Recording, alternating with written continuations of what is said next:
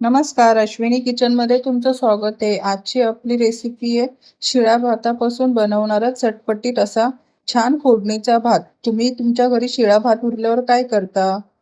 चला मग मी सांगते तुम्हाला माझ्या घरी शिळा भात उरल्यावर मी काय बनवते ते. चला मग रेसिपीला सुरुवात करू. गॅसवरती कढई ठेवायची. कढईमध्ये तेल टाकायचं. तेल गरम झालं की आपण त्याच्यामध्ये थोडेसे शेंगदाणे छान प्रकारे फ्राय करून घ्यायचे. शेंगदाणे छान थोडेसे कलर चेंज होईपर्यंत तेलामध्ये परतून घ्या. त्यानंतर अर्धा चमच मोहरी टाका. ती तेलामध्ये छान परतून घ्या. त्यानंतर थोडीशी जिरं टाका. त्यानंतर मिक्स करून घ्या. आता आपण ह्याच्यामध्ये कांदा टाकणार आहोत.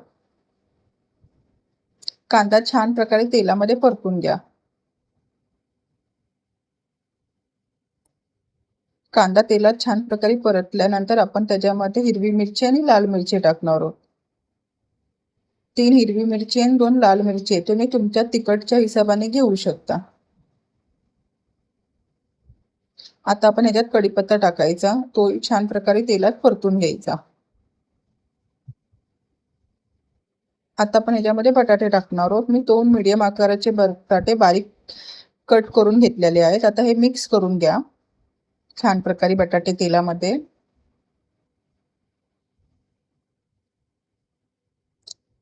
आता मिक्स करून झाल्यानंतर 2 मिनिटं बटाट्यांना वाफेवरती झाकण ठेवून शिजवून द्या. 2 मिनिटानंतर पाहू शकता आपले बटाटे छान प्रकारे शिजलेले आहेत. आपण एकदा बटाटे छान प्रकारे तेलामध्ये मिक्स करून घ्या.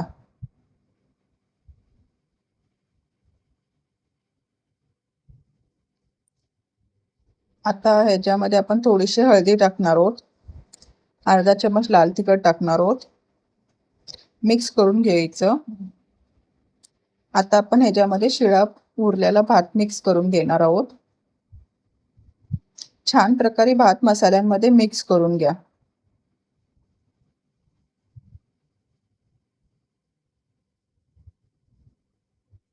भात मिक्स करून ह्याला 1 मिनिट छान प्रकारे वाफेवरती मिक्स होऊन एक वाफ काढून घ्या मिक्स करून.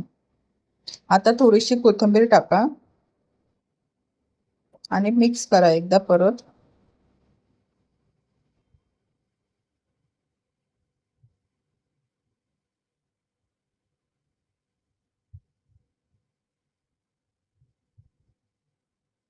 आता याला मिक्स करून झाल्यानंतर ह्याच्यामध्ये आपण चवीनुसार थोडंसंच मीठ टाकणार आहोत. कारण की मी भात बनवताना अगोदर मीठ टाकलेलं आहे. त्यामुळे मी थोडंसं मीठ टाकणार आहे. तुम्ही तुमच्या हिशोबाने मीठ टाकू शकता. बघा आपला झटपट असा भात तयार आहे. तुम्ही याला मसाले भातही बोलू शकता, फोडणीचा भातही बोलू शकता. अशाच नवीन रेसिपीसाठी आपल्या अश्विनी किचनला नक्की फॉलो करा, सबस्क्राईब करा. Thank you.